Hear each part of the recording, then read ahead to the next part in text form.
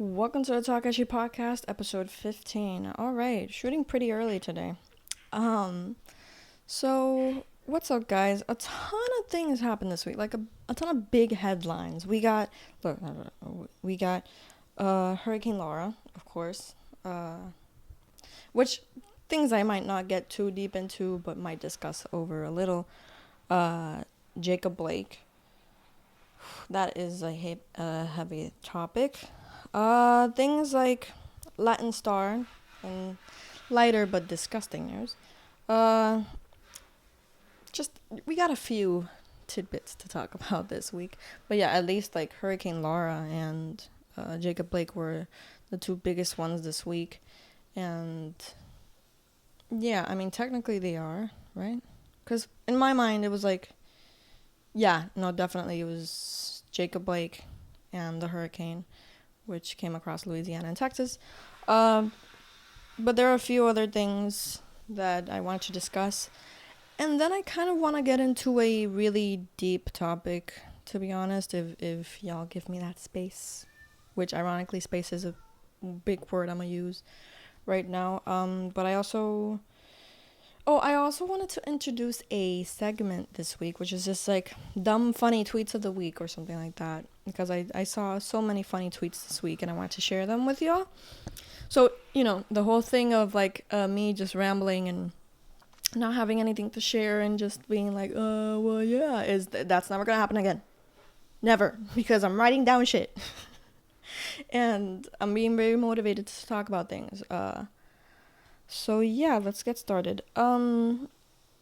Well, I don't even know we can talk about this week's first topic. Latin Star, what the actual fuck? En verdad, it's like some people said, como que ese restaurante lo cogieron de, what do you call that? Coincidence, I guess? Or like, it was just like a very rare moment to capture it, porque I'm pretty sure there's so many other restaurants that are just this nasty, so I'm pretty sure it's not the only one that's this nasty, this horrible. So yeah, but the memes that came from it were hilarious though, like the rat ones, that rat versus the BK de Rio Piedra rat, iconic. I don't even know what to say about it. Like, to be honest, did that restaurant even look good? I saw so many pictures, not the ones from like the kitchen and everything, but like it did not look like a fun restaurant, in my opinion. It did not look like something that I would ever consider going to, in Condado specifically. So I don't fucking know. A lot of people always said that restaurant was really crappy.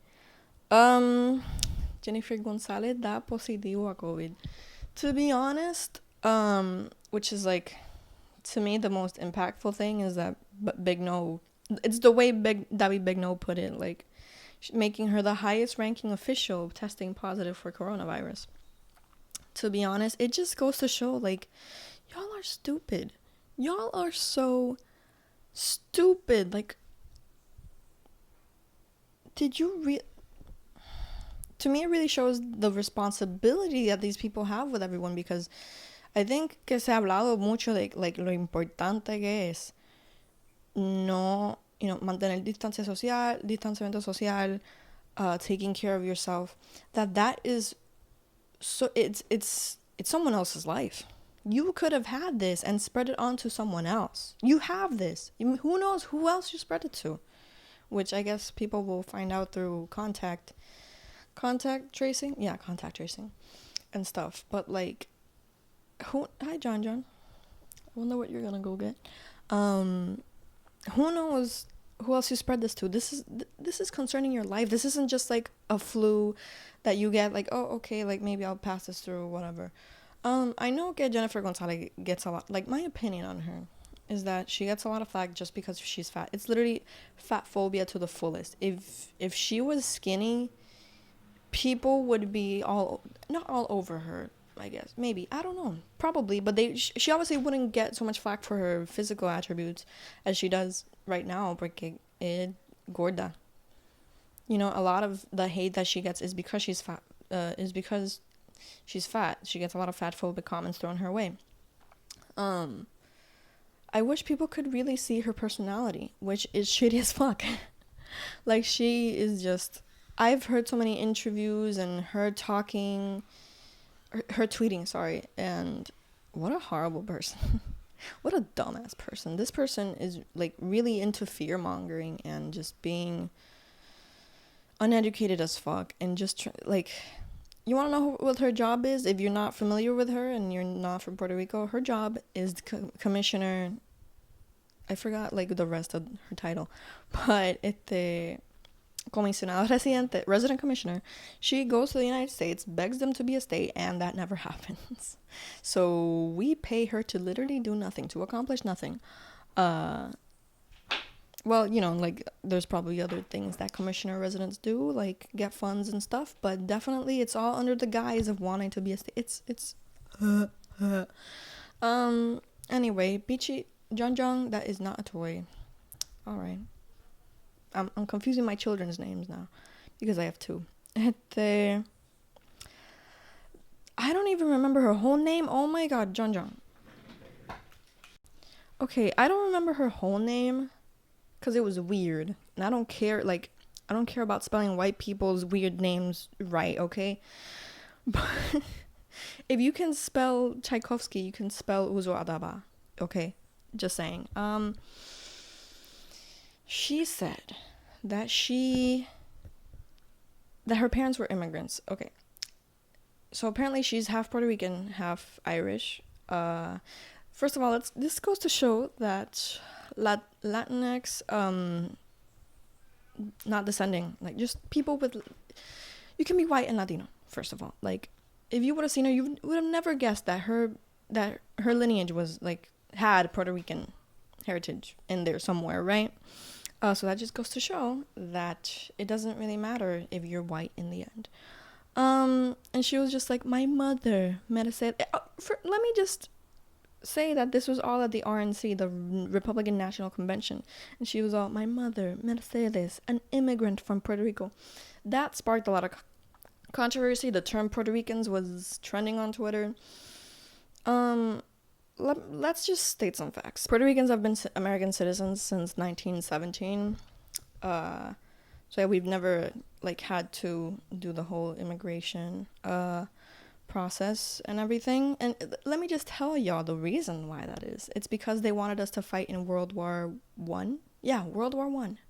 They wanted us to fight in that war. So of course they gave us that title just for meat power. So yeah, it's not because they love us or because they were like so appreciative of us. They were just like, you need to be American citizens to fight in the war. Let's go. Oh my god, in an old-timey voice and everything. Yeah, that's the reason we're American citizens. And because America invaded. Exactly, Peachy. It's been painful for all of us since then.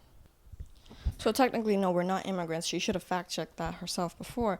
However, not to give her the point, but yes, a lot of Puerto Ricans' experiences are very similar to other Latinx immigration stories and experiences. So either way, it doesn't really matter because she got that wrong. I think a lot of us want to hang on to that. And also, like, the fact that she is at the RNC just invalidates. I wish it would invalidate her completely. So yeah, there's that. And of course, I just want to touch on, just a bit on Jacob Blake. Well, let's talk about Hurricane Laura first. It's so sad how, like, that actually gave a lot of us, okay, I know it's so dumb because, well, it's not dumb. A lot of people kind of reminisced about, Hurricane Maria because it was apparently to that magnitude, but yeah, like, I still don't, I know it was very heavy and it, like, there was this tweet that, showed, it was a video showing how strong it was in Louisiana, I think. And Puerto Ricans were like, but they still have power. Because here the power, like, goes out, like, a day, like, a full-on day before a hurricane is set to come. So, no, but of course, like, I have friends in Texas, so I hope that they're okay. Yeah, it's just, a lot of us were reminiscing on our own. Maria was trending again in Puerto Rico, at least, on Twitter. So I hope all of them are okay. To end my little not this little discussion, the topic of Laura, uh there was a tweet that said, that hurricanes, fires, and all these things, like, I feel like a lot of people are just like 2020 is the worst year, that's why la, la, la. This is all happening because of climate change. Let's just make that very clear. So scientists have been warning us about it for years and years, and we just don't listen. So yeah. And finally, Jacob Blake. So it's so strange, like, when it happened, I feel like it didn't get as much press as it should have, which is something very typical that happens, right? But to me, first of all, there's so many there's a few things to unpack here. He's the first, well, paraphrasing from a tweet I saw. He's the first person pretty much to survive an attack like this from the police, because even though, like, yeah, he got shot 7 times in the back, but he is still alive, and he's paralyzed.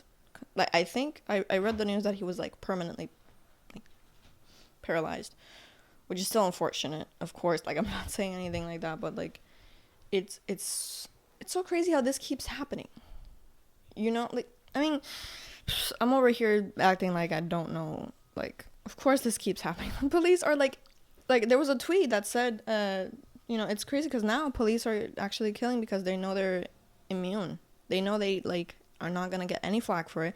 They know that nothing's going to happen to them, clearly. And just like Breonna Taylor, and I hate bringing her up because, well, I don't hate bringing her up. It's just like she's been used so much lately on the news, like on the cover of I don't know what magazine. Like, I wish there was actual justice for her instead of just like this weird martyrdom that, like, she, everyone's just like, Breonna Taylor, justice. Like, okay, fine, that's good that you keep on saying her name, but, like, where's the actual justice for her? That's what she deserves. Like, she doesn't deserve weird accolades and people keeping on bringing her name in, like Jeffree Star, when he brought her up, I was like, are you fucking kidding me? In your fucking video, like, that is nothing compared to all this shit happening. I don't know. It's just, it pisses me off. Second of all, that Rittenhouse guy, fuck that guy. I don't care if he's 17. I was dumb as fuck at 17. I never had any, I never had so much hate in my heart as that kid. So I hope he rots, to be honest. I don't care. I don't care. There it is. I said it. And also, what else? Not the NBA and all that stuff. Boycotting and everything. I feel like it was easier for them to boycott during the George Floyd protests, because, I mean, not easier, but I'm just saying, like, I don't think they were playing anyway because of the coronavirus and stuff. So I guess now that they're back, it's kind of like, what do we do? Well, not what do we do, because the WNBA is, the WNBA is giving us a huge example of what it is to do, and they don't get the recognition they deserve, obviously, because, well, we all know why. Damn, I went through that pretty quickly, didn't I? And now, hopefully, I have time to discuss this. So, I want to say that, like, I'm a very antisocial person. Well, not really. I think antisocial has a deeper meaning than me just being like, I don't want to hang out with people and I get socially exhausted, which I do. I get socially exhausted very easily, even around people that I love. I like my space a lot. I like my alone time very much. And I like my space respected, right? So to me, it is so weird when I'm going to be using men and women a lot, but this happens to just like every gender. This can happen to any gender. It is so weird to me when, for example, if you talk to someone and, I get a lot of messages. I've been getting a lot of messages because of like the ambassador video that I made, I think with this exact same shirt, a year ago. I get a lot of messages, right? So, and I welcome them all. I'm like, hey, yeah, I try to respond to all of them. I just find it so weird when, like,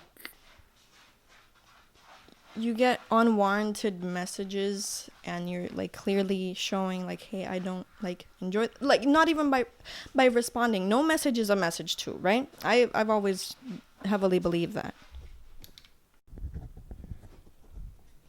If you are someone that writes someone and they pretty much don't respond, or like, I feel bad when someone doesn't respond, because I'm like, okay, like they clearly don't want to interact with me. I'll just leave it alone. That's it. I keep on moving with my life, because I like my space respected as well. So to me, it is so weird when, like, okay, being ignored is one thing, right? Being blocked is another thing. This person genuinely doesn't want you in their space. They're like limiting their access to you. It is so weird to feel like, I don't know, like, I've always been kind of scared to block people that are like this, because they find that to be like a game, to be like, oh, like, you're blocking me here, like, I'm gonna contact you through here. And that's scary when someone wants access to you so bad. It is, I don't know, like, there's something just iffy about it. And men do this a lot to women. Men are just like, men write you and then they're like, oh, you bitch, because you didn't answer them. It's like, what made you think you're worth this person's time? I don't get it. So, and the scary part, if we're getting even more serious, is vague threats, or like pseudo threats. I hate putting the word pseudo before things, but pseudo threats are not funny ever to any person, especially how the world works today. Yesterday, I went to the hardware store of all places, and like, I was like, there was this old, I don't want to say old man, but I'm pretty sure he was like 50, 60 ish. He was walking like this, right? That was the speed that he was walking, and I was walking kind of way faster, right? So we meet in this point right here. We're in a parking lot, and like, I'm walking to a hardware store, and he goes, do you have the time? And like, I don't know about y'all, I feel like, dude, I don't know, I talked about this to someone, and they were like, oh, I would have given them the time. It's like, no, bro, I've been trained in stranger danger.